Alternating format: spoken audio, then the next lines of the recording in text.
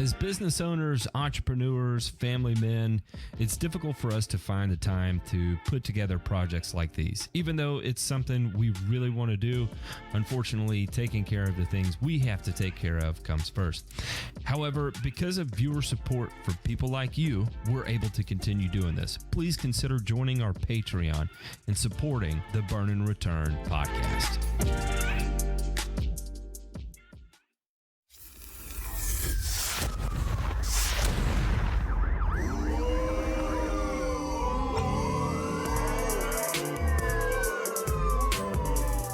You're listening to Burn and Return, a weekly 1-hour podcast covering news from the agricultural and turfgrass industries.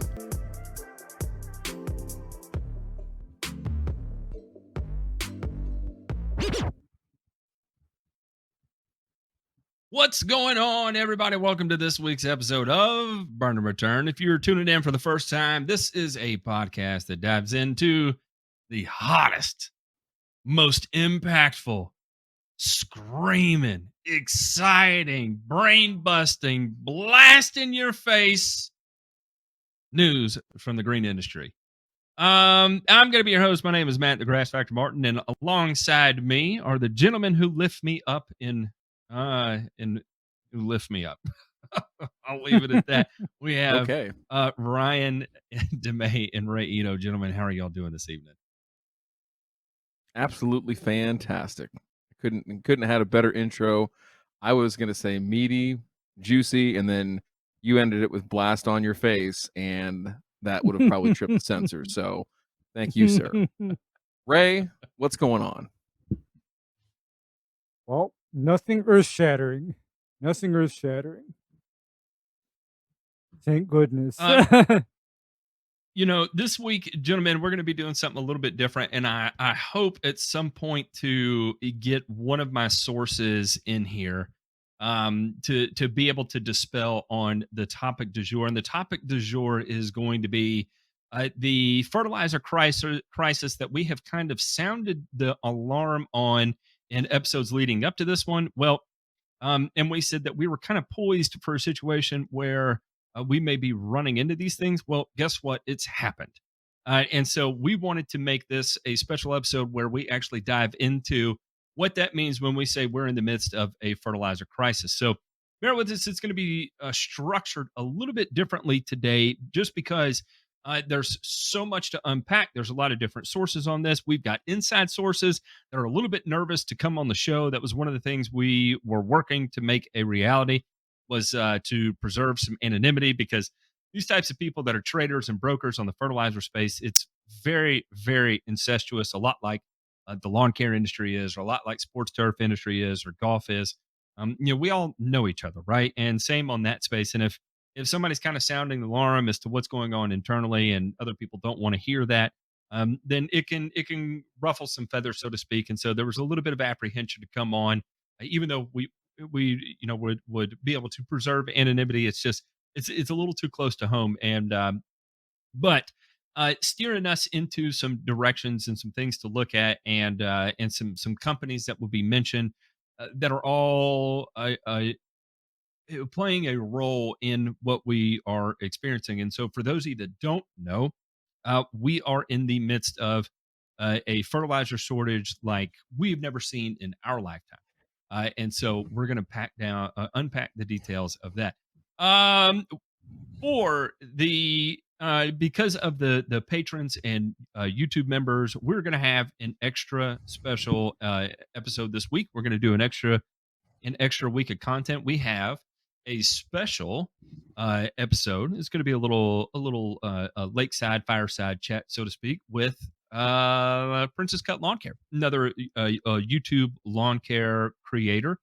And so we chiseled out a spot midweek to be able to bring him on, and we're going to ask a bunch of questions and let him ask us a bunch of questions and see what comes out on the other side. But I think in the long run, we'll have a good time with it. And hopefully tell some good jokes along the way and all that fun stuff that makes us all laugh. Am I right or am I right? I'm going to go ahead and say I'm right on that. You're right. It'll be fun. You're right. Be real good and stuff.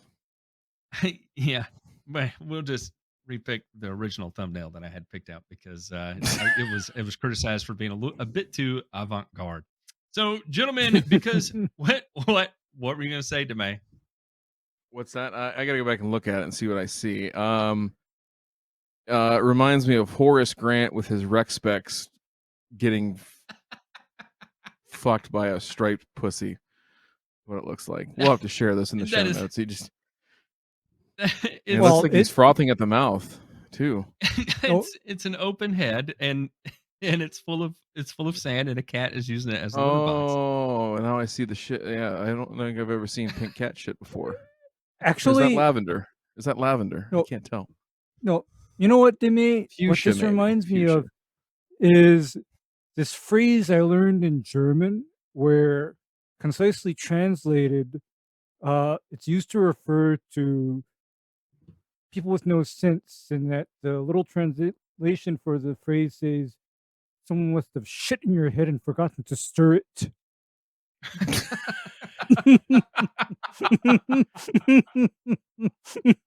Which is I probably don't where know. the I saw saying it. "the lump of shit 3 feet above your ass" comes from, right, Ray? Yeah. Yeah. Man, All right. Anyhow, With so what we've decided though is that part of the show will now be Matt does a finger painting once a week, and we get to interpret it here on the show. So that was this week's. We'll share it in the show notes. Okay. yeah, Matt is an artist. this is a Rorschach test. Yes. Yep. We'll see with the ink blot cards. Man, I can only imagine what if we get Ray on death and me on dick jokes and Matt on life Ink, and ink blots. Ink blots. just Yep. Matt on universal destruction. I think we can come up with some pretty good sights and sounds. I really do. We'll have to make that a part of it. All right. So speaking of universal destruction, fire and brimstone, Du and all the jour. other all the other great things that are potentially on deck here, right? Let's dig into this a little bit. Go ahead, Matt. All right, so we're going to bust through a series of headlines here that talk about things from a Nothing to fear here. This is just the news. We're gonna bounce through a series of headlines, and it's going to be we're going to kind of burn through all of these, right? Because it paints a picture of what's happening locally here within the United States, but also from a global perspective of what's going on, and then we're just going to riff on a bit of what this means for the upcoming year. All right, so the first headline we have here is going to be from Routers, and this is in response to CF Industries. And for those of you that don't know, CF Industries is one of the largest producers of nitrogen and suppliers of ammonia in the United States. So a lot of times what will happen is that a company like CF Industries will produce a ton of ammonia and then sell it out to other companies like Koch Industries, like TCS or Allied Nutrients or Nutrien or whoever to be able to produce it, to be able to take it from that form, the ammonia form, and then turn it into urea, for instance. And this is not going to count towards ammonium sulfate because typically ammonium sulfate is a byproduct. The only company that actually is reacting ammonium sulfate with sulfuric acid and ammonia is American Plant Food out of Texas. So I just want to kind of make sure everybody understands that basis. So the ammonium sulfate from American Plant Food would also fall into this category of CF Industries because CF Industries may be an ammonia producer for American Plant Food because they use that. But other sources of ammonium sulfate will be relatively it's going to face a strain because of the added pressure put on them because they're not relying on ammonia. It's a byprocess, a byproduct of steel pickling and stuff. Okay, so here we have CF Industries. A shortage of nitrogen fertilizer due to soaring natural gas prices is threatening to reduce global crop yields next year. CF Industries, a major producer of the crop nutrient, said on Thursday, European gas prices have jumped amid high demand as economies recover from the pandemic with the below average gas storage levels at the start of the winter heating season. So, did you catch that? We're already starting at a below average gas storage level leading into this heating season. At one point, we were budgeting for a 1% colder winter normal. That's what we had in reserves. Apparently, from what the inside sources that I've been hearing is that a lot of that reserve has been dipped into at this point to lessen the burden, the crop production burden that's going on in Europe. So what we were saving for internal use here in the United States has now been exported to lessen some of the global issues that are being faced around the world related to natural gas right now. Who's going to get the scarce tons that are out there? There's going to be a lot of unmet demand that's going to be pent up. CF Chief Executive Tony Will told an analyst on a conference call. And so we do think yield is going to be, on a global basis, off next year, not because of demand destruction, just because there's not enough tons available. Prices of nitrogen fertilizer, one of the most commonly used fertilizers to boost production of corn, canola, and other crops, are at the highest levels in more than a decade. Hurricane Ida also hit CF's ammonia plant in Louisiana in late August, forcing them to halt production. Strong global fertilizer demand looks to set to last into at least 2023, CF Senior Vice President of Sales Bert Frost said. U.S. based CF's predictions of constrained crop production echo those last months of Norwegian rival Yara International, which warned rising fertilizer costs would drive up food prices and could lead to famine. Russia will limit exports of nitrogen fertilizers for 6 months to try and curb any further increase in food prices, as Prime Minister said. Okay, that's enough of that article. I'm going to move on to article number 2 here. And this is going to be from AgWeb. AgWeb says here, a nitrogen shortage is brewing. So what will it take to cure the world's fertilizer deficiency? CF Industry said everything is going haywire. While the projection paints a dire outlook, current nitrogen prices also portray a bleak scenario. StoneX Group says, according to their data, the Midwest wholesale anhydrous ammonia nitrogen prices have risen approximately $434 since September 10th. Since September 10th, a 65% increase in a month. In a month. While farmers can cut back on some inputs, nitrogen is a necessity in growing corn, but one agricultural economist say is not a definite that fertilizer prices will continue to race higher. There's plenty of time for new information to enter these things. We usually focus on the output price side. It is a year to focus on the input price and how to manage those things. So we have to get back to our fundamentals and really watch how we enter and walk through this. So what would need to happen to tame the input prices like nitrogen fertilizer? The past few months have produced several black swan events in the fertilizer market, but a black swan could also cure the price hike. Right now, we have almost a perfect storm of high energy prices. China cutting its production because of high energy prices as well. In Europe, they're suffering through very high gas prices. Then we have supply disruptions in the United States. As painful as input prices are for U.S. farmers, South American producers are faced with a similar dilemma. And with Brazil forced to import most of their fertilizer needs, the situation in South America may even be more dire. Look at the lack of integration, for instance, for potassium-based fertilizer. I mean, we have prices in the U.S. now at almost $700 a metric ton, and the same in Brazil. However, the Vancouver price is $225. So yes, obviously there are supply disruptions that could be resolved and transportation issues, so those could be resolved in that sense. If you look at the outlook of fertilizer, the World Bank says in 2022 we won't see price increases, but price will be steady at where they are. So, if you didn't catch that, that's a very positive spin on the way to say in the vein of saying that the prices that we see here will be here for at least through 2022. It ain't getting better, but it may not actually get worse, which is a positive. However, for those of you that don't know, what would make it worse would be an exceptionally cold winter. If we do have an exceptionally cold winter, let me tell you, boys, FUBAR does not begin to put it into perspective.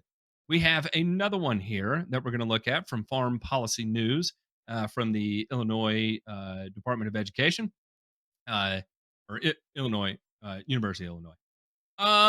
Here we see the average retail price of anhydrous set a record at $1,113 a ton after increasing 38% from last month. And if you don't recall, the previous month was up 64%. So we're looking at a 100% gain in a matter of 2 months. DTN considers a monthly price change of 5% or more to be significant. 5%. We increased 38%. That's a 7x time, when you take significant and you multiply it by over 7, that's what we're dealing with here. That is not an oh shit. That's an oh shit, shit, shit, shit, shit, shit, shit, shit is where we're at there. To the 8th power. Yeah. This year, high prices are more related to supply chain issues. No, it's not. No, I don't know why that would be stated that we're dealing with supply chain issues. The fact is that we don't have any natural gas. That's what we're running into. Is that supply chain? Is that because to me, supply chain sounds like, oh, we're having trouble getting it from the West Coast to the East Coast. I guess that would be logistics.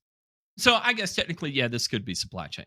The entire fertilizer complex seeing higher prices, but the largest movers this month are nitrogen products. And on Friday, Bloomberg writer Aaron Elkin reported that fertilizer prices keep soaring to unprecedented heights, signaling escalating costs for farmers and consumers around the world. The Green Market's North American Fertilizer Price Index rose 4.4% to $1,094.35 per short ton on Friday, surpassing a record set a week earlier.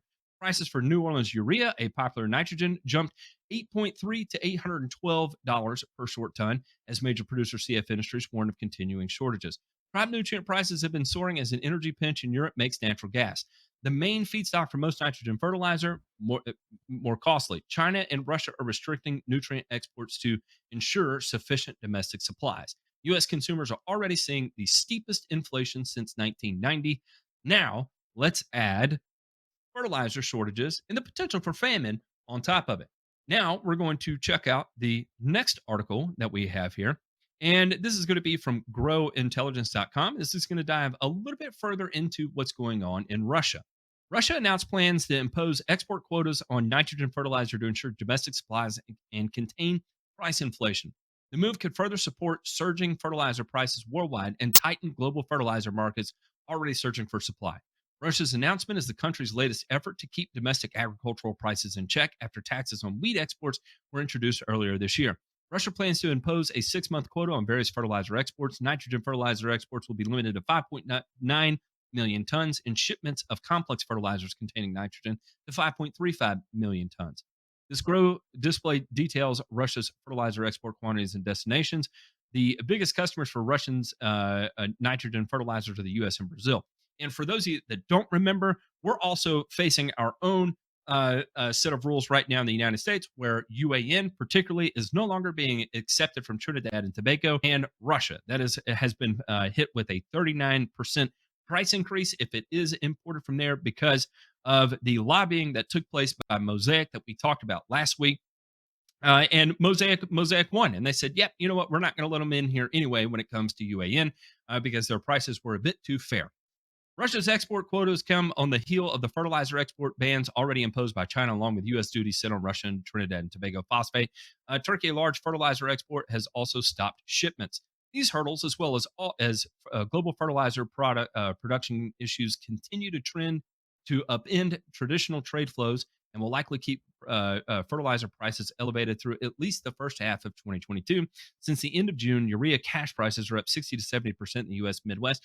Since the end of June, we're up 60 to 70%. When we're talking about year over year, we're talking about mega increases, price increases that we have never seen before. This is unbelievable, gentlemen. China, the world's largest producer of phosphate, a key component in fertilizer, has banned phosphate exports until at least June of next year. Few of its supplies are exported to the U.S., but amid geopolitical discord among the U.S., Russia, and Trinidad and Tobago, the global customers that combined purchase 30% of China's phosphate are now direct competitors with the U.S. for what declining phosphate supplies remain available. The biggest buyers of China's fertilizer includes India, Pakistan, and countries in Southeast Asia. Farmers around the world are talking about switching their crops from cereals such as corn, wheat, and barley, which require fertilizers containing high levels of nitrogen, to soybean and pulses, which require less. But this isn't only about grains. It will also impact crops used to feed cattle and other livestock as well. Virtually all crop inputs have doubled in price from last year's lows as a rapid global expansion of supply chain bottlenecks have outpaced fertilizer market expansion and quickly used up much of the available input supply on the world market. Okay, that's real good and makes me feel awesome. So let's check out another one here just to make sure what I'm feeling is positive. Oh, here we go. Let's check out what's going on in Australia, right? Record high fertilizer prices in Australia could disrupt food supplies. Experts believe farmers may ration use of fertilizer, leading to lower yield and higher global food prices.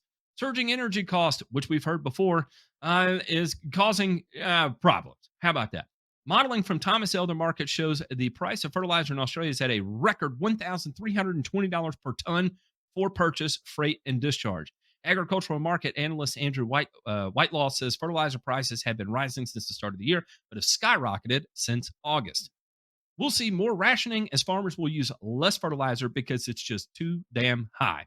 Fertilizer is one of the key components ensuring we're also able to feed the world. If farmers are using less fertilizer, there's potential for lower yields. And if those lower yields, there's less food to go around. Organic wheat, for example, yields 30% less on average than the synthetically fertilized equivalent.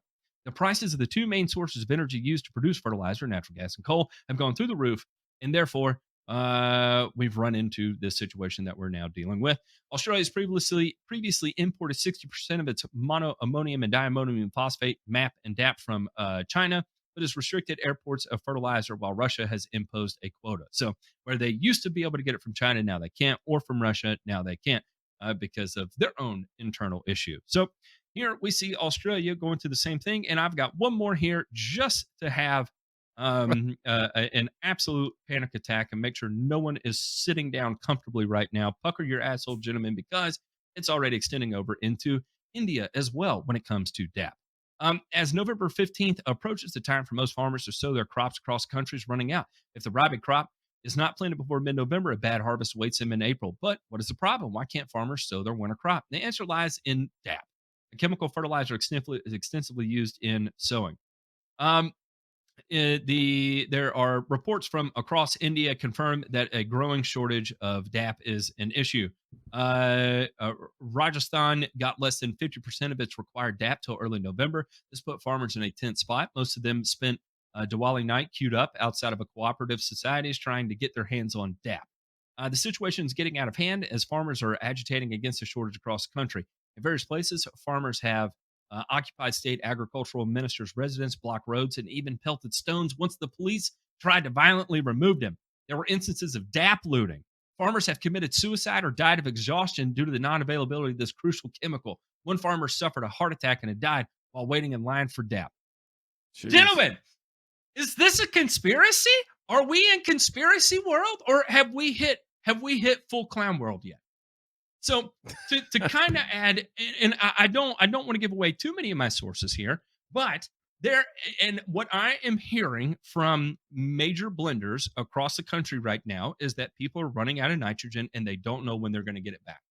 I know people in the trade space that have POs, purchase orders out with producers, with traders, with brokers, with barge companies in the tons of 145 truckloads that are just sitting idle, offered to prepay up front, offered to pay on receipt. We're not talking about extending any kind of crazy terms. All the things we use in the fertilizer industry to leverage how quickly you can get material and turn it around right now ain't working because there ain't none. Boys, what is going on?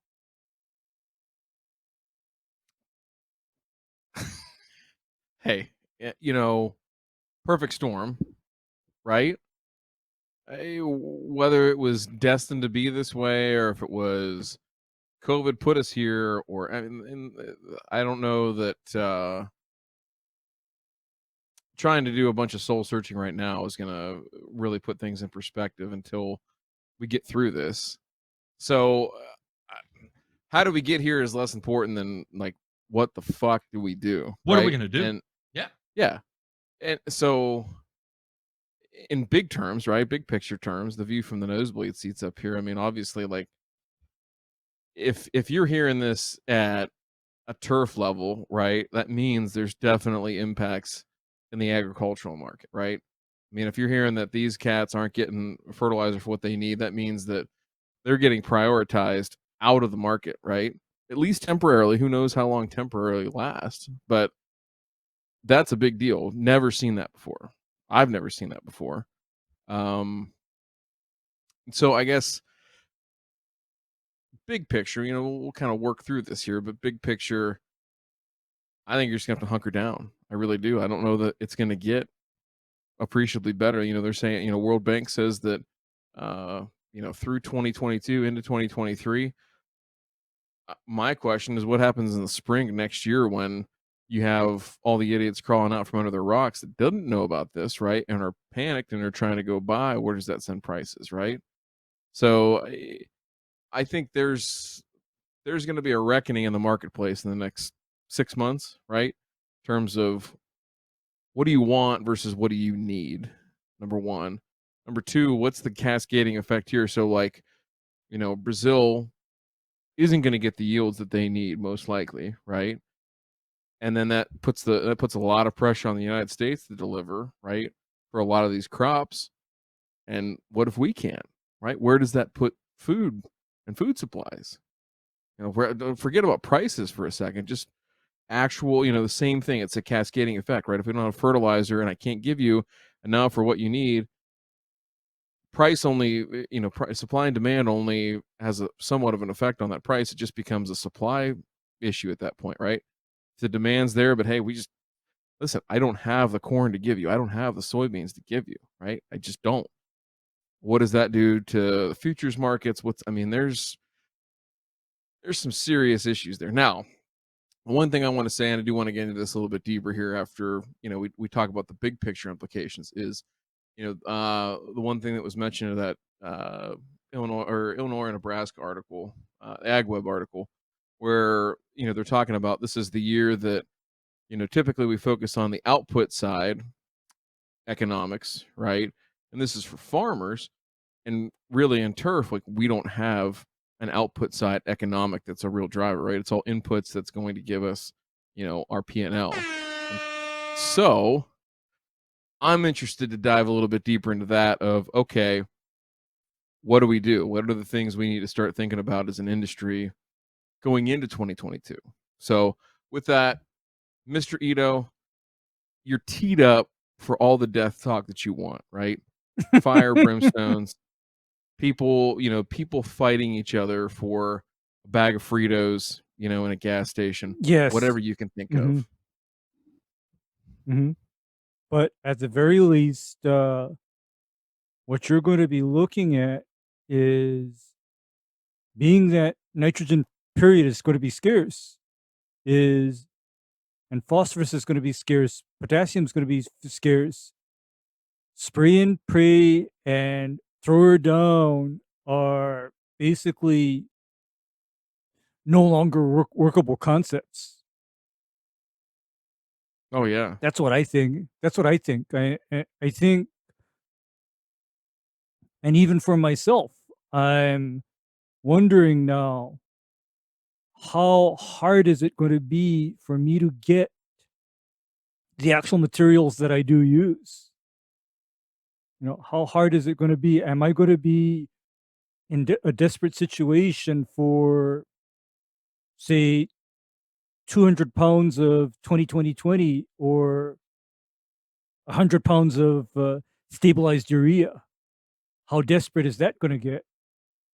Although I'm pretty sure I'm not nearly as bad as the guys that are going to need, you know, tons or truckloads of granular, ready to use fertilizer. Because my understanding is that those guys are probably going to be hurting.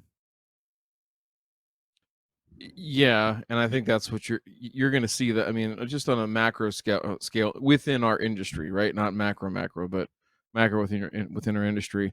The True Greens of the world, the Home Depots of the world, right? The people that kind of build their business not necessarily around, to this the article that I referenced, that point, they don't really worry or have had not to worry too much about the uh input side, right? Mhm. They've had a pretty predictable price, pretty predictable margins. But Matt, go ahead. You were going to say something. I interrupted. Sorry. No, I was going to say, and the thing like Home Depot gets to run into there is that they've already got a fairly large inventory, right? And so that will pad a little bit of this spring rush. So the February, March, April timeframe, everybody maybe you get this false sense of security that everything's fine. I go into Home Depot, there's fertilizer everywhere. I feel good. However, we start running into May, June, and July timeframes, and you start going in, and it looks like the meat shelves that we see now. Where you go in and you go look at your beef, and it's difficult to find beef in certain grocery stores right now. That it will be a dwindling down as inventories dry up, and because you have to remember that when a lot of these major players are playing the fertilizer game, they're doing this on the commodity scale, right? Where they're buying commodity contracts, 100-ton contracts. And the problem is that these contracts are going to start drying up because there's not 100 tons to go around. So they may have their contracts in place where they can take delivery on these 100-ton blocks, through now. But that's why we're sounding the bell now, is because they're getting it now. They'll get this first push put out, although some people are going to be caught with their pants down. And we're going to see that for the larger lawn care guys right now. We are going to run into that this spring. However, post spring into summer and then into fall, some of these major producers are talking about, and this is again totally inside baseball here, and I'm not going to name which companies are involved in this, but we're talking about it's going to be second quarter, third quarter before they're even turning on again, before they even have the raw materials necessary to turn on again. And that is when we're going to be running into big issues, is going to be the summer months, the fall months, and then in the spring of next year is where I think that we're ahead of the gun on this. Okay. Are you going to be able to buy a bag of urea in February if you're looking to buy a bag of urea? Probably. If you're trying to buy 300 tons of urea in February, you're going to be able to buy it. It's going to be real difficult unless you're buying it right now. If you're trying to buy 300 tons of DAP, unless you're trying to buy it for the fall seeding or for seeding or whatever it is you do in the fall, you probably need to buy it right now. If you're not buying it right now, chances are you won't be able to get it then. But if you've got the cash flow to be able to go ahead and put in the PO right now, chances are you'll be able to take delivery on it then. So it's not the end, but it's going to be these people that come in and are not accustomed to having to put in an order 6, 8, 10 months in advance, that are now being forced into this type of business situation, and the product's not going to be there, and it's going to be full-fledged panic. I guarantee you there are no outreach programs in agriculture. I know there's no outreach programs in the turf industry that are going, or in the nursery industry, that are going around and having meetings with guys and coaching them through, this is how you're going to have to handle this. You're going to have to buy 8 months in advance. Go talk to your bank. However, you got to come up with the money. You need to start putting in POs now if you want it a year from now. That's the only way this is going to work. Without that happening, I feel like everybody is in such a panic right now. And this is purely opinion. I want to make that 100% clear. My opinion is that this came on so hard, so fast. And we talked about this. And now I will give credit to us on this show, because we have been sounding the alarm on this for 2 months now? Right. At least 2 months. We've been talking about this. We sounded the alarm on this.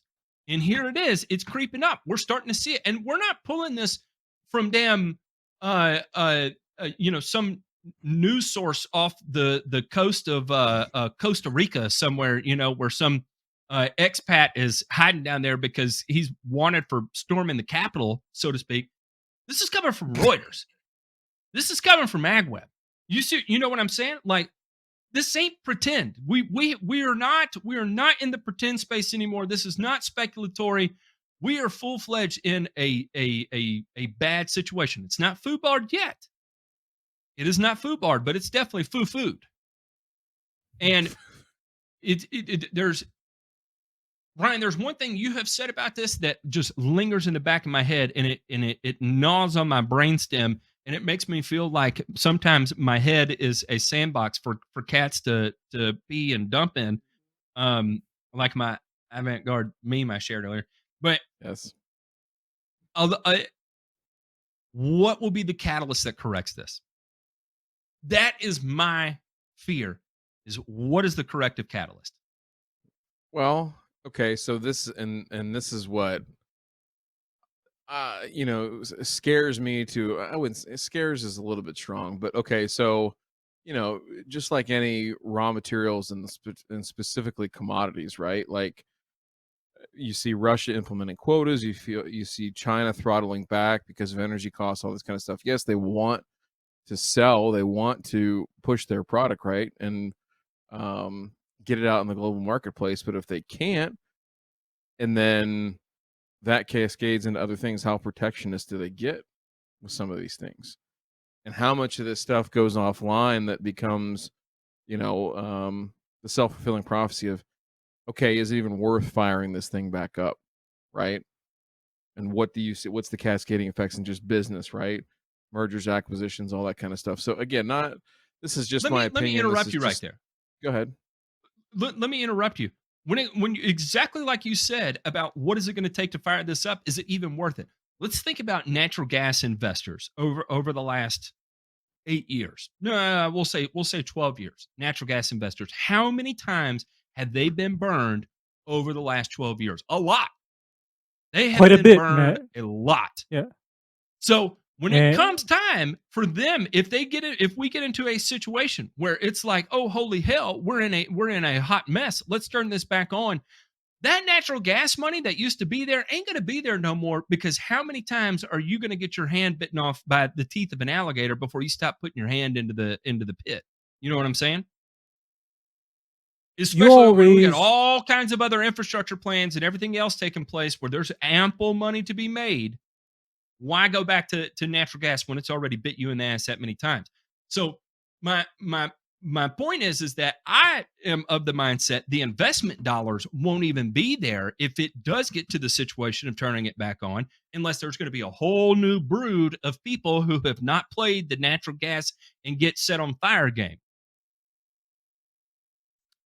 you know I, my my take on this is, here's what I've been hearing is natural gas. What does everybody think about when they think natural gas? What is the impression? Because I have one impression of it, because I have a gas stove at home. I have a gas heater at water heater at home. But my own state pounds into everybody's head that gas is a dirty, antiquated, and evil, energy resource. But okay, you also tell me that our supply of urea and ammonium nitrogen also comes from natural gas.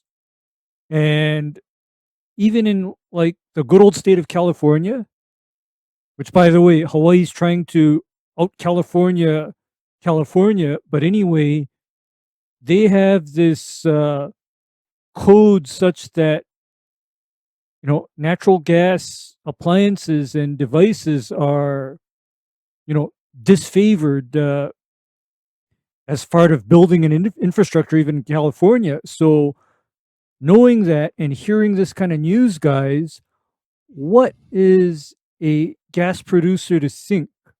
I mean, why would they even try to keep the lights on when in various states uh, they're told what a filthy and backwards way of providing, heat and power their natural gas is?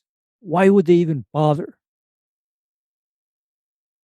I think the play, Matt, is get all of your natural gas investors together, right, and look for that opening in the market, and then short the hell out of every fertilizer contract that you possibly can for late 23 and 24. That's your play right there. Remember, I mean, it's that's only a loss if you sell right now today. Okay, keep your money in the market.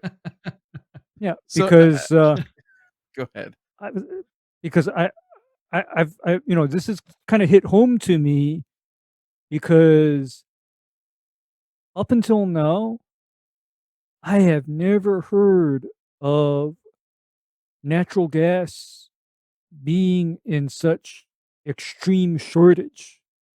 And I believe that the shortage is basically induced or created by our environmental policy I, because it's not being, you know, produced not in the quantities that it used to be because, hey, all the municipalities say don't have gas stoves, don't have gas heaters, don't have gas furnaces. Get that out of here. Electric is the way to go. So the overall market has been, you know, tampered with. all right, so let's think about this at the lawn care level, right? The folks that are listening in, whether it be, a homeowner, a DIYer, or an LCO, whether that's a one-man band all the way up to, hey, True Green execs, C-suite people, we know you're fucking listening. All right. Mm-hmm. Hi. Great to have you here. So here's my question, or here's thoughts and a question, right? So first is, obviously there's some inventory out there right now with existing distributors, right? That you can look at and say, okay, like what Matt was saying, right? That if you got inventory, hey, sit on that and kind of cushions the spring rush for us, right? But then as we get into next year, there's going to be some extreme. I think extreme is not overstating it. Shortages, right? And I don't think it's just going to be like the real designer type stuff. I think you're going to see it in the staples of what we use, right, in this industry. And so, to that end of, okay, so let me break this down in terms of like what lawn care folks might understand a little bit better. 2 years ago, you could have ordered a zero turn and probably had it in 4 weeks if it wasn't something that they had in inventory, right? That was pretty fair to say. That same mower today, if you ordered it, paid for it today, you're not going to get it until maybe April, right? Maybe a little bit later. And that is what we're trying to sound the alarm on, is that is the way, for the most part, that fertilizer is going to be, right? It is going to be something that you have to pre-plan, pre-buy, and have all of your stuff together when it comes to planning out your program for a year. Now, the other thing I'll say too is this, is that nobody is also thinking about the agronomic side of this is, okay, you're used to buying X, whatever that fertilizer is. What if you can't get it? What if the company that, that did blend it before can't make it? What are your options, right? And from an agronomic and a business perspective, what else is out there in the marketplace that you could use, right? And are you sure that you're using the right stuff? Because now with input costs as high as they are and are going to be, right? Do you have a proper plan in place to put this all together, right? To stay profitable in a world where you're getting basically, beaten up on both sides of this, right? You can't increase your prices enough to handle labor and the impacts that you're having there. You can't increase your prices enough to handle the input side of things and where things are going there. So we get it. We certainly do. It's just, you got to figure out what your plan is. And if you don't know, then you ought to reach out. So anyhow, gentlemen, my question to you is like, we talked about pre-ordering, pre-buying. Let's talk about strategies and everything there of what can be done. But what would you be doing right this minute to make sure that in a year from now, a year from today, November 14th, 2022, you're looking back and saying, man, I made it. I can't believe it somehow, some way, but I made it. Still in business, we're profitable. What are the steps that you would be taking right now as an LCO? I can tell Thinking you outside your exactly. realm, Ray, a little bit too. Go ahead. Well, I would say this is a couple of things, right? If I was talking to blenders right now with the intent of getting material blended, if I could not get bags of urea, which are going to be starting hard to get control of, I would be negotiating with my blenders. Well, first off, let me make this clear. If I've been running strong agronomic programs up to this point, I'm okay running nitrogen only programs for at least the next 2 to 3 years, right? No problem there. I've been doing everything that I've supposed to been doing up to this point. I can go nitrogen only, and it's not going to bite me in the ass that too much from an LCO perspective, right? Beyond that, I would be negotiating with my blenders that if I can't get straight urea, can I get a 20-0-0? Can you blend me a 20-0-0 that I can buy? That way, my nitrogen demand is only half, right? And that may behoove them to move a little bit. You see what I'm saying? Like, instead of coming in and saying, "Hey, I need 6 pallets of 4600," right? And they may be like, "Oh man, it's tight supply on that." We'd be like, "Okay, look, give me 6 pallets of 20-0-0 and I'll figure out how to make it work," kind of sort of thing, right? Okay, well, my demand on that is actually only 3 pallets of urea, and I've blended it down in a 50-50 with filler, right? And now I've got a 20-0-0. And perspective, I can still run a nitrogen only program. I'm putting less demand on my blender, and it's going to be a little bit cheaper product for me as well, too, right? So I'm of the mindset to start negotiating with your blenders or suppliers, whoever you buy from right now. Start negotiating with them on how can you make their life a little bit easier and still be taken care of to be able to go treat your customers. Because my fear right now is not having anything to go put on my customers' lawns except micronutrients. Ray, what do you think? I no, I totally agree in that.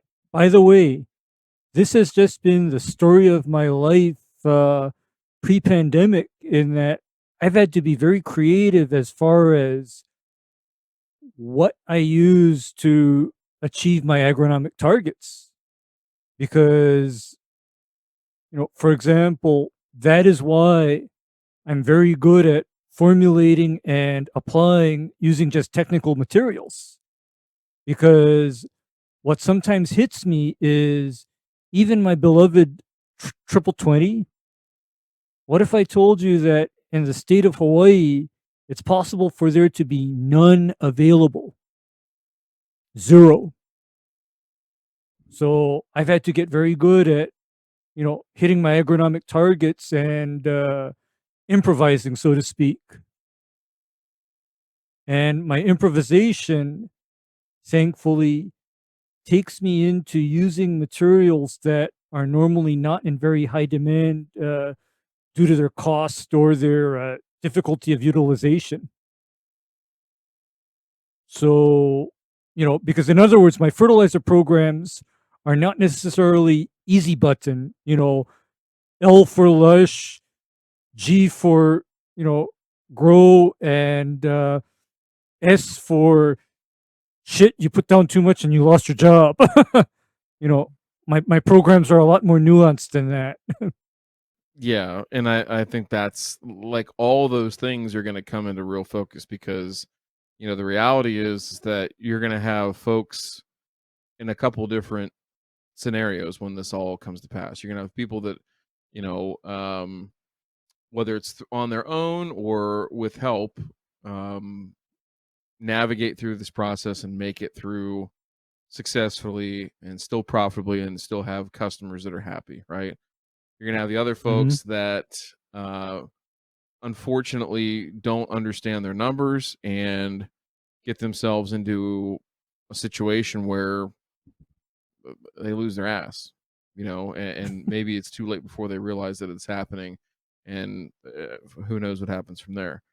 And then yet the other thing I think is going to happen, and you're going to see this in the marketplace, and whether people are ready to be wary of this or not, you're going to have folks, whether it be distributors, manufacturers, and or just operators that are taking a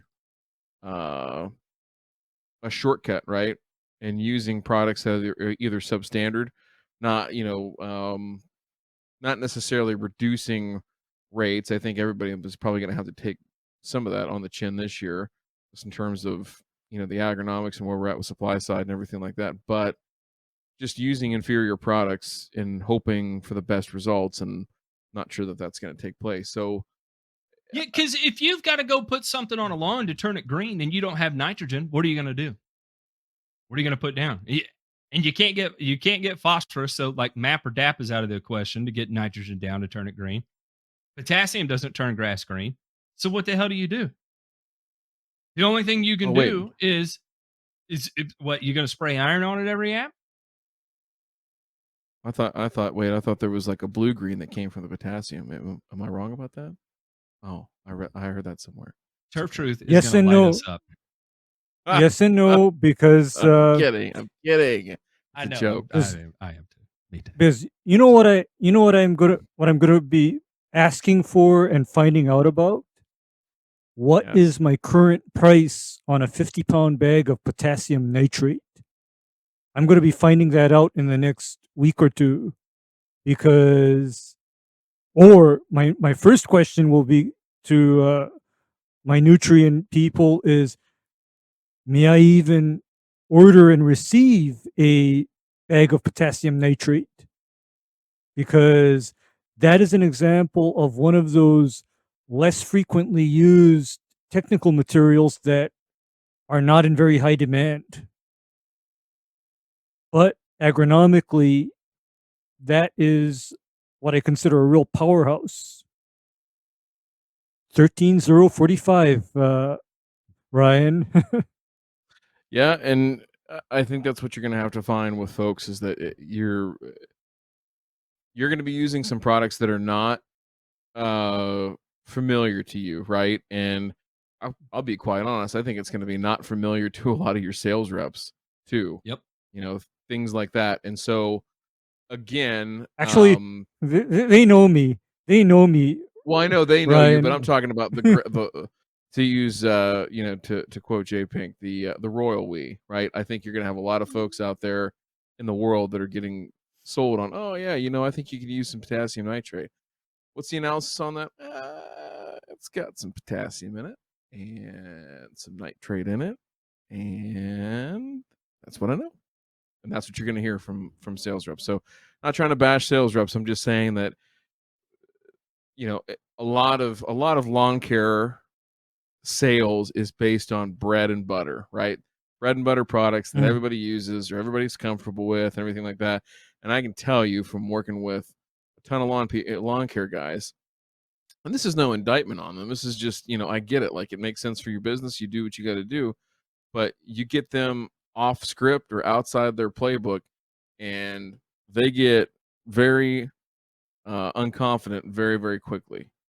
And that's not a place to be in if you operate in a business, especially if you're trying to do so profitably. So I think, for our part, be interested to hear questions of folks, as they listen to this, of what they're hearing, what they're seeing, if they start asking questions. And I would legitimately ask questions. Hey, if I wanted to pre-buy a truckload of what I normally get today, can I get it? And what's my pricing going to be? Right? And what's the pricing going to be after, say, January 1st? So start poking around and asking questions. I think that's the number one thing. Is now is the time to get your homework done. And like what Matt's saying, maybe even have that conversation with folks that you can get financing from, your bank, whatever, to make them understand that you are in a situation now where waiting for all the cash to come in from that last round to buy your next round of product, and just being able to call up your rep and have it there the following week or the week of, even, like, that shit ain't going to be going on very much, if at all, especially once we get past May, I would say maybe June, something like that. Don't you guys agree? 100%. Gentlemen, I just want to take a moment out of this to thank our sponsors. This week's sponsors is going to be our patrons. Our patrons, without y'all, there's no way we'd be able to get this done. Thank you so much for everything you do. It allows us to be able to do this. It's what is allowing us to be able to do an extra episode this week. And with the patron money, we're going to continue to put on in-person events, and we're going to upgrade the quality of what we produce, the content we produce, and hopefully one day we'll. My brain is going a million miles an hour with somewhere between panic and excitement right now. Hopefully one day be able to continue to increase the amount of content we put out as well. So I want to thank you. And also our international members. Gentlemen, I don't know if y'all know this, but behind the United States, Australia is number 2 in our listenership. Canada is number 3. New Zealand, number 4. Denmark, I mean, we're getting like large numbers from these countries. The Mm. UK, Poland, Bulgaria, Germany, India, Mexico, Italy, Ireland, France, God. and Turkey. So, gentlemen, when I say we're worldwide, we are worldwide, and it's not like I've got one download that are coming from those places. I'm talking hundreds of downloads a month are coming from around the world right now, and you patrons, y'all have made us worldwide. We rely on y'all to be able to do that. So, thank you so much for the support you show, for the support for the show. And for anybody that's listening out there, if you do want to support the show, wherever you listen to us, whether it be YouTube or on Apple Podcasts, Spotify, I know a lot of our listens come from Apple Podcasts. Almost a third of our listeners come from Apple Podcasts. Leave us a 5-star review. That helps with the algorithm. We're here to beat the algorithm of these major companies because what the hell? Why not? Google Podcasts, Fuck Spotify, 'em. wherever you listen to us. That's right. Give us a 5-star review, and you can say whatever you want in the review. You could tell them that we lick balls, and you could tell them that you hate us. But as long as you leave a 5-star review, that's all we care about. So thank you for all the support. We truly appreciate it. Now we're gonna get into this week's burn.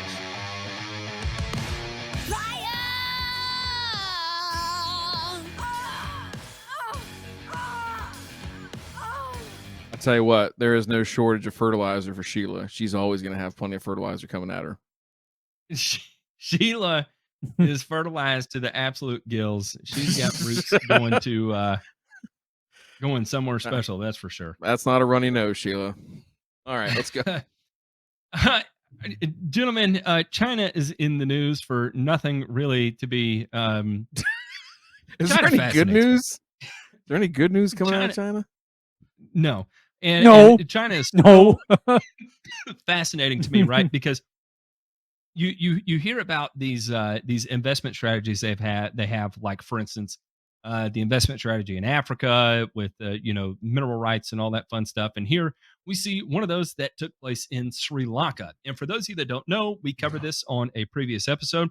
Sri Lanka had voted to become a 100% organic fertilizer producing country, right? No synthetic fertilizer allowed, no pesticides allowed.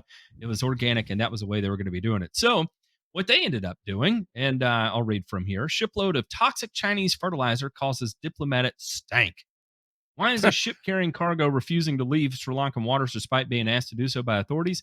The answer is crucial shipment gone horribly wrong, leading to a rare diplomatic tussle between two close allies, the blacklisting of a bank, and a group of farmers and scientists up in arms. The ship in question, the Hippo Spirit, departed China in September carrying 20,000 tons of much-needed organic fertilizer to Colombo. The order was placed after the Sri Lankan government suddenly stopped all chemical fertilizer imports in May. It's the first consignment of Colombo's plans to purchase 100,000 tons of organic fertilizer from Seawind Biotech Group, a Chinese company specializing in seaweed-based fertilizer, at a cost of $49.7 million. Well, the problem is that they tested the material that arrived, and we have identified bacteria which are harmful to plants like carrots and potatoes. They insist that since the cargo has implications for the biosecurity of the country, it cannot be accepted. The decision has triggered an angry rebuttal from Qingdao Seawind. It has accused Sri Lankan media of using terms like toxic, garbage, pollution, and other derogatory words to slander the image of the Chinese enterprises and the Chinese government. Please protect communism at all costs, they said. As the controversy escalated, a court ordered the state-owned People's Bank to stop payment of the $9 million for the cargo already waiting entry. The Chinese embassy in Colombo responded by blacklisting the bank for not honoring the payment to the company. But under pressure, this is one of the most important pieces of this entire thing.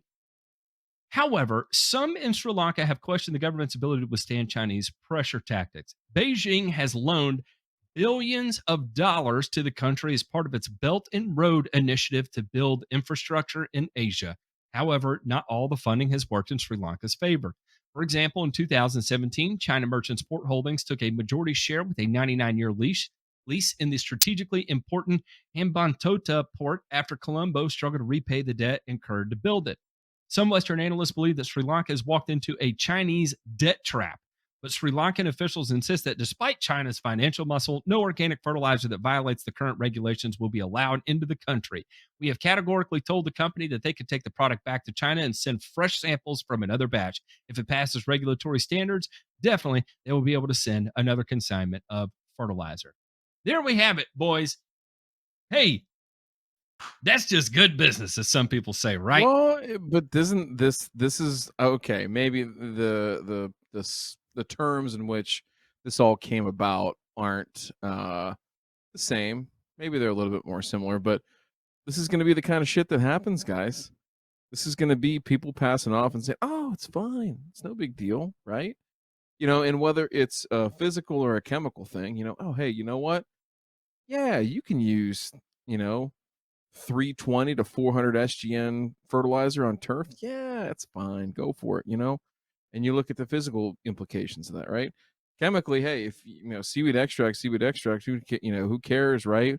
If it's boutique enough, right, and it ends up with a fancy label on it, and a feel good story on YouTube that, makes the hairs on the back of your sack stand up, then hey, by golly, go buy it. But do you know where that shit's really coming from? And then even if it was good before, are those folks having to make concessions, right, to still have the same product? And are they going to be letting you know that, hey, yeah, we switched suppliers on, our seaweed this year and blah, blah, blah, blah, blah.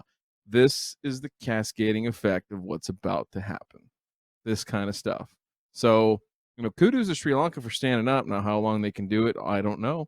Hard telling. But, it's a microcosm of what we have to do. JP, can you go back to the article real quick? I want to make sure that I heard something correctly in that top piece there. Right there. Go down a little bit. Go down a little bit. Keep going. Keep going. Where they talk about that they took it out. There was a vessel that they took it out in, and it was named something funny. Give me a control F on the vessel. Oh, yeah, that was up at the top. The Hippo Spirit. Yeah, I'm pretty sure that that's either the vessel that this stuff came in, or that is like the number 2 OnlyFans account in the BBW category. One of those two. Could go either way, Ray. What do you think? You ever surf around on the BBW tag out there? Actually, you know what? I think number 1 was actually gross tonnage, and then Hippo Spirit came in second. Just the way that it is right now. So, anyhow, what do you think, Ray? What I think is this is just your typical, I'm going to say it, lovely Chinese way of doing business. And here's how China works. Internally, domestically, you can't do that because you fuck over the consumer within People's Republic of China, you may be executed for it. But if you screw over death, we did it. But if you screw over a foreign customer, there's no big deal. There's no problem, because had this manufacturer or entity tried to pass off, adulterated or unsuitable fertilizer to a farmer within China, he might not be alive in 6 months, because the penalty for fraud in China is rather severe. I think they're all rather severe, Ray. No, but business fraud in China is special, because in the United States, your reputation's tarnished. You may pay a small fine. But in China, it's a single bullet to the back of your head in the forest. Or the execution van. And for those of you that don't know what I'm talking about, the execution van, seriously, type it into I shouldn't be Wikipedia. laughing. Yeah. The execution van, also called the Mobile Execution Unit, was developed by the government of the People's Republic of China and was first used in 1997. The prisoner is strapped to a stretcher and executed inside the van. The van allows death sentences to be carried out without moving the prisoner to an execution ground. And easy to harvest organs, mind you. Yeah. Yikes. Yikes. Procurement. Holy So yeah, smokes! I would say nobody wants to be on the accusatorial arm of sending out a bunch of tainted organic fertilizer with bacteria that could harm potatoes and carrots. What if they got sold internally? What would happen? Execution van. You sell it externally? Hell, I don't know. You may get promoted. I don't know. I don't know what goes Yeah, on over there. that How do I'm you not how do you an say expert in Chinese. how do you say in Mandarin? Hey, these carrots taste like toxic bacteria to you, or it's just me? Well, that Does is, support that? but Yeah. that is just the It's pronounced dichotomy. execution van. Yeah, Yeah. but that is the dichotomy of doing business with China, and as you all know, I don't have any special issues with buying something that is made in China. But here is the big caveat. Oh boy.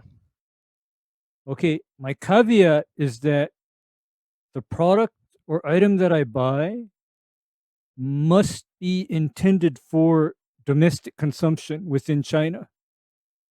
And you know why? Because Why? what gets classified as export worthy is going to be of a lower caliber. Yes. Yes, exactly, Matt. Because if it's for domestic consumption, the person making that product, he's under the gun. It's like, this shit had better be good, because if it is thought that this is a bogus product or this is intended to rip people off, the execution van might be coming for me. Hey, well, hey, it's nice to know I live in a country where we have food trucks and not execution vans.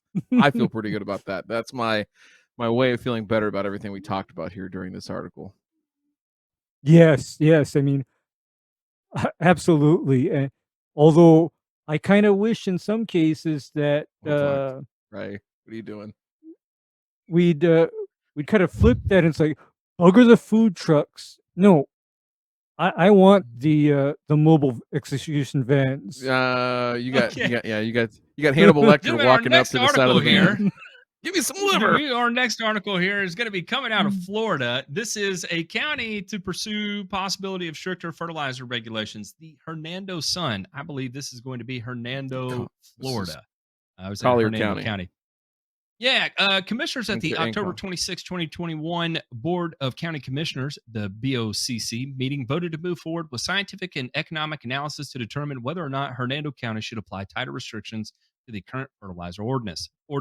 For those of you that are not familiar with the current ordinance, that kind of encapsulates a lot of southern Florida, is the prohibition of fertilizer application during flooding or during a tropical storm hurricane watch or warning prior to seeding or sodding, and for the first 30 days after seeding or sodding, with some exceptions.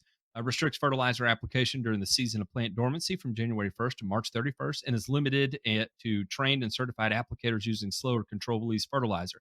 Fertilizer application is prohibited within 10 feet of a water body or seawall, or 3 feet with specialized equipment. I'm sorry, this is not like South Florida. This is their own local area here. This is completely different than what you see in SoFlo or the Gulf area. The current ordinance does meet the minimum requirements for the Weeki-Wachi Basin Management Action Plans for outstanding Florida springs. However, according to Socorro's legal memo and analysis, the BMAPs furnish some support for additional or more stringent standards regulating fertilizer use, but they do not apply to the entire county boundaries, and they do not include recommendations for prohibited time periods or fertilizer-free zones. The two main requirements for the adoption of stricter standards are science-based findings that would support a stricter ordinance and economic feasibility of adopting one. All findings must be made public before the new standards could be adopted. Socorro mentioned that legal challenges could be launched in response to a more stringent policy. She cited the City of Naples fertilizer ordinance is currently in court on the basis of preemption or by or conflict with the Florida statutes.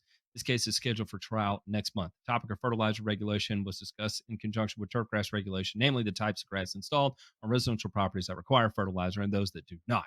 it was stated that St. Augustine grass is known to require copious amounts of water and fertilizer, while Bahia grass does not.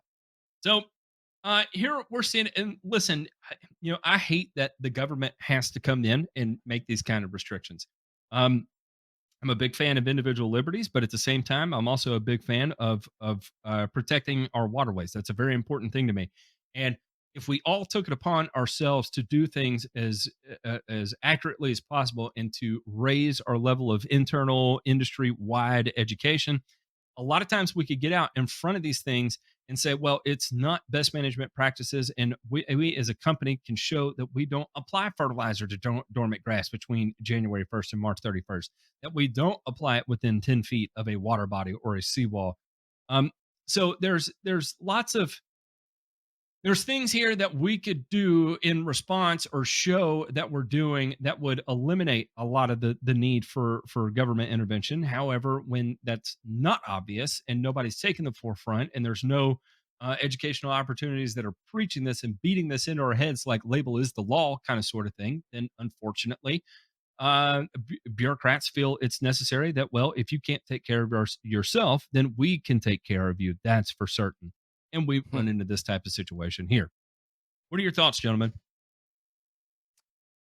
I think you're going to see more and more of this. I mean, I think that at the local level, you're going to have folks that, like you said, whether they're elected officials trying to impose their will or, pandering to some of the issues that are either real or imagined. I don't see this trend going away. That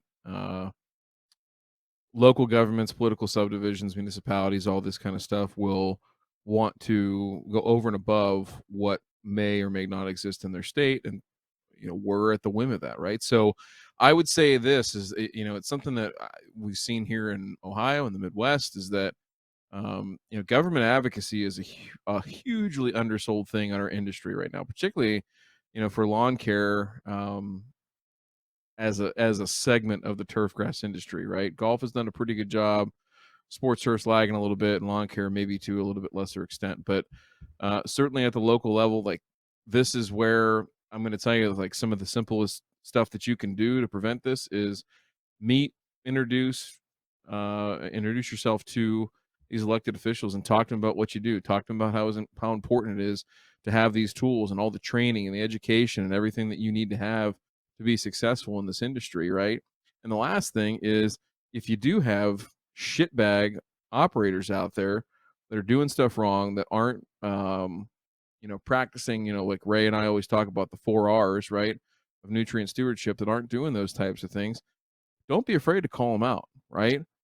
Whether it's a direct call or whether it's reporting them if you have to. But those are the type of people that we need to weed out. I know we sit here and rag on all the people on YouTube and everything like that do it, but there's a reason behind it. Like, there's an absolute reason, is because whether that is, again, real or imagined, right? The perception is that we're a bunch of shitbags as a whole, when nothing further from the truth could exist, right? As an industry, I think we're very, very well self-policed to do the right thing for the most part. However, there are people, right, and perceptions out there that work very much against us. And so we got to get out in front of that. We got to do a better job and hold people accountable, right? So don't be afraid to introduce yourself to those elected officials. They love to talk to constituents. They love to hear about how successful your business is going and all that kind of stuff. And it's your job to educate them on why we need to have this stuff.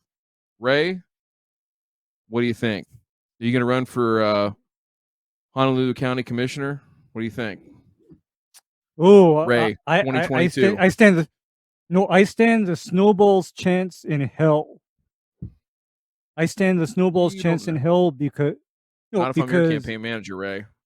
I'll make it happen. Because I'm rational. I'm reasonable. I'm science-based. I'm not necessarily emotion-based. However, first bit of misinformation that I spot in that article is that St. Augustine requires a lot of fertilizer. I am going to call bullshit on that. Do you know why I'm going to call bullshit on that? Why is that? It's because typically I maintain St. Augustine here in Hawaii with a pound or less of nitrogen per year. It simply doesn't need it. The only time somebody thinks that St. Augustine needs as much nitrogen as it's being given is if you have a transplant from the Midwest that thinks that it's funny and cool to over fertilize their St. Augustine. And I'm not going to name names right now. Don't go nutty, Ray. I won't. In this same vein, finally an agriculture guy got caught instead of just lawn care guys doing some wishy-washy things out there. And this headline reads, the EPA fines pesticide applicator for alleged violations of federal pesticide law on Kansas farms. The EPA penalized Nutrient Ag Solutions for allegedly applying pesticides that were canceled by the federal government and applying them in a manner inconsistent with the product's labeling. The Colorado-based company, which sells, distributes, and applies pesticides mainly for farming operations, will pay $668,100. It's critical that pesticide applicators follow labeling requirements to prevent off-site movement of pesticides that can damage non-target crops. In 2020, EP canceled the use of certain pesticides containing the active ingredient dicamba in response to a Ninth Circuit court order vacating the registration of those products. However, Nutrient Ag didn't feel so convinced that that was that applied to them, and so in violation of FIFRA, it alleged used two dicamba products in a manner inconsistent with the approved label on at least 27 occasions in violation of the agent's cancellation order. Further, the EPA alleged the company violated the law on 33 occasions when it applied other dicamba products on multiple Kansas farms during periods of high wind speeds in violation of pesticide label requirements. Nutrient Ag Solutions has taken steps to address the alleged violations, including conducting trainings on pesticide applications, working with pesticide applicators to comply with label and other requirements, and improving its record-keeping practices. Wow. The biggest fertilizer company in the United States is out there not doing the right thing with dicamba. You know, when you're out there for one day and one day alone, one day only, sometimes you just got to get it done no matter what the wind conditions are. Am I right or am I right? Gentlemen, we're burning through time here. Let's go ahead and move into this week's returns. Let's do it. La la la la la la la la la la la la la la la la. I'm back. This was sent to me by our beloved Aldo. Oh, A local hemp seed farmer gives away 100,000 marijuana and hemp seeds across the Commonwealth. Out of Roanoke, Virginia, Campbell County hemp farmer Jonathan Zinsky, along with the Wellnest Roanoke collaborated, boys, I'm struggling, to distribute cannabis and hemp seeds to people across the Commonwealth. People lined up and expressed excitement that something like this was even taking place in Roanoke. Cannabis is a controversial topic in the Commonwealth. Just last year, the Virginia General Assembly decriminalized adult possession and legalized adult possession of marijuana up to 1 ounce and up to 4 homegrown plants. Co-owner of the West in Roanoke, Valerie Engel, sees the seed giveaway as an opportunity to change negative perspectives.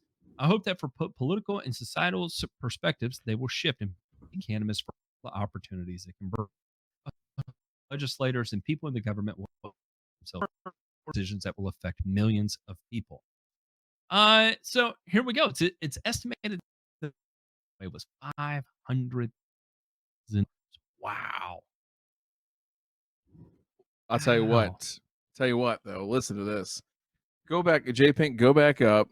And I want to make sure that I got this guy's names right because I thought something like go back up all the way to the top. Campbell County hemp farmer Jonathan. Oh, dude, this is so perfect, isn't it? Guys, it's Johnny Chronic seed, right? He's going to put the pot on his head, which is perfect. And he's going to go around the countryside spreading out the chronic seed. Bless this individual, right? They'll write stories about him. They're going to tell stories about him in 100 years in school. Dadgum, you remember when Johnny Chronic Seed, he was going around the country? People were getting high as fuck. because of this guy. Never seen anything like it before or since. Guy had hit every stop, but he could find a Carl's Jr. or a fucking Taco Bell. It's beautiful. Mm-hmm. Johnny Chronic Seed. Yeah. Yeah. And thanks to Johnny Chronic Seed, the entire nation is now ionospheric. Yes. Yes. Johnny is the only pilot that is left that can still fly the Concorde, and he will take you on a fucking ride, ladies and gentlemen. So, hey, Yeah. kudos to this guy. Aldo, thanks for sharing so much. What's our next return? Let's see here. This next one is this is a real good feel good story, and I love to see this because I hate when bureaucracy inhibits kids from being able to experience the things that we experience as kids that you know hopefully let us lead them into the industry that we so love and endear. New Jersey Yeah. youngsters can no longer be shaken down by local governments when they want to sell What? sidewalk lemonade. Governor Phil Murphy signed a measure into law Monday that allows enterprising children looking to make a few bucks to operate a pop-up business without municipal permits or licenses. Hard to believe for sure, but dozens of states still make the summertime pastime illegal without local government approval. What? Health code violations and child labor laws are the concerns officials in those states claim. New Jersey joined nearby New York and Connecticut in calling BS on that. There's an endless stream of stories from around the nation about children being harassed by local officials for running lemonade stands without permits. Instead of providing space for kids to learn about entrepreneurship, they're taught harsh lessons about the heavy hand of government by overzealous bureaucrats. The authority also sponsored a right to shovel law enacted in 2016 after a pair of teenagers were stopped by police and told they couldn't go door to door during snowstorms to offer their services. Nobody's getting sick because a 6-year-old lemonade stand didn't get a health inspection. Unfortunately, those are the exact excuses this town has used to put the smackdown on entrepreneurial kids from coast to coast. It's absolute nonsense. It should never be been tolerated in New Jersey, and I'm pleased that Governor Murphy agrees. What's great about this is that not only does it put the kibosh on this idea that you have to get a license to sell lemonade, now you can mow lawns without a damn permit too. So here we go. Get out of the way. Let these kids go earn some sweat equity, bust their nuts, get a real taste of what the market looks like. I don't know. I'm happy. Hey, this is an individual liberty win, right, Matt? Like all It is. every libertarian Individual bone in your liberty- body is just rooting for these kids. I love And it. you know what? And you know what else is like tickling my bone? The Oh wow. free enterprise, Sheila? the free enterprise bone. Ah. Okay, the free enterprise bone, because my father, you know, he had a very politically incorrect name for me. What's that? Yeah. Father used to call me JJ. JJ. What's JJ? What does that stand for? Japanese Jew.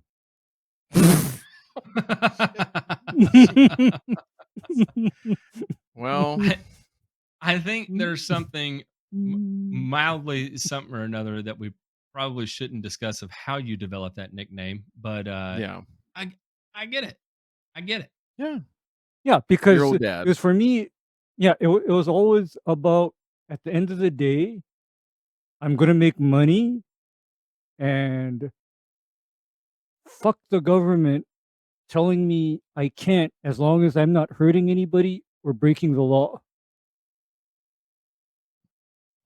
And I just that couldn't believe that they had I can to get behind. have I just couldn't believe they had to have a license to do this or a permit. Like, I mean, I understand business permits, all that, but like the kids, like, I don't see, understand. this I'm glad they no. got out of the way though.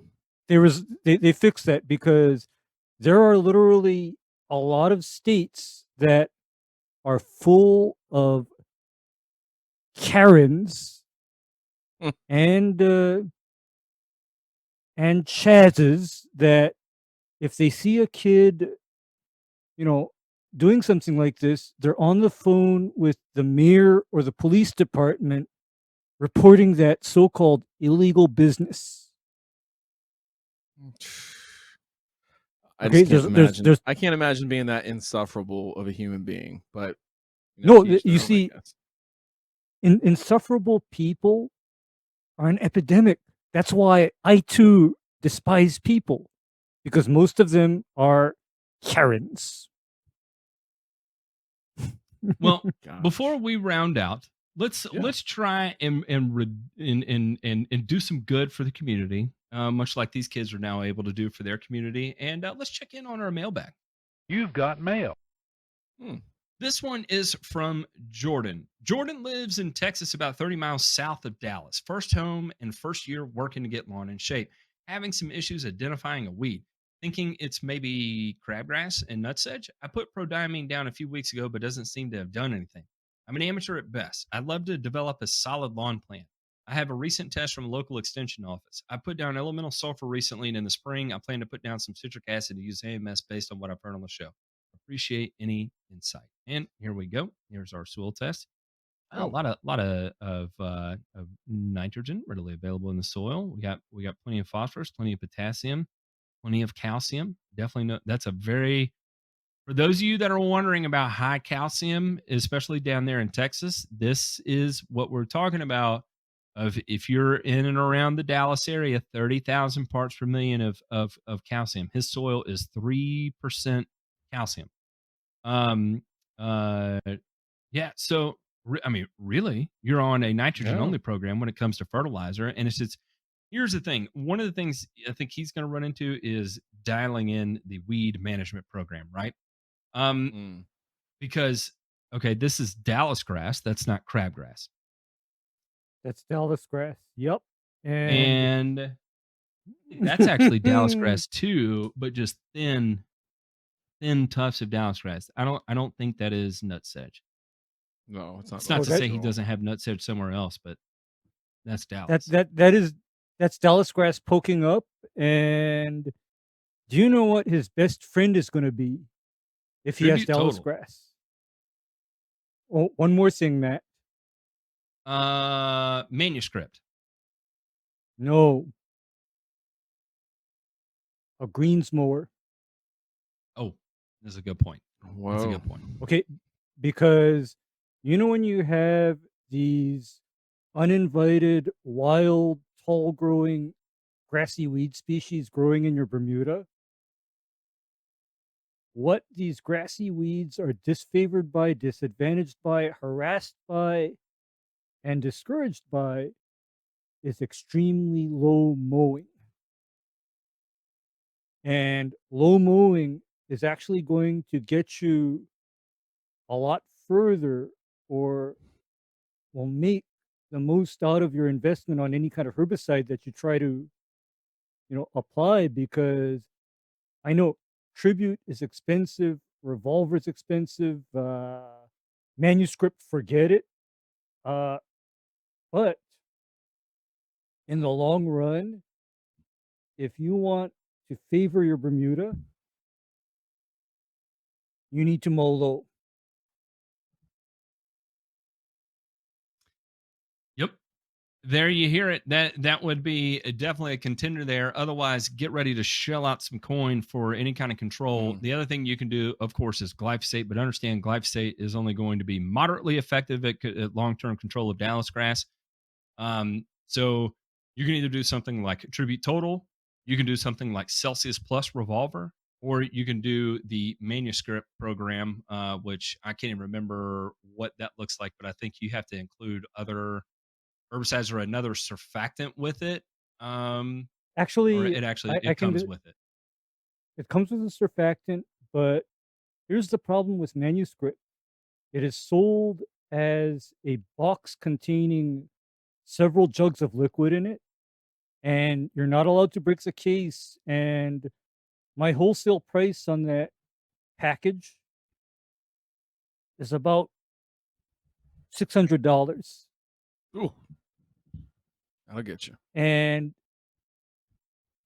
okay, in order for Manuscript to work on Dallas grass, you are required to make a follow-up application with either Monument or Celsius Plus Revolver, because Manuscript alone is not enough to smack down and kill Dallas grass. It'll turn it purple, but it won't kill it.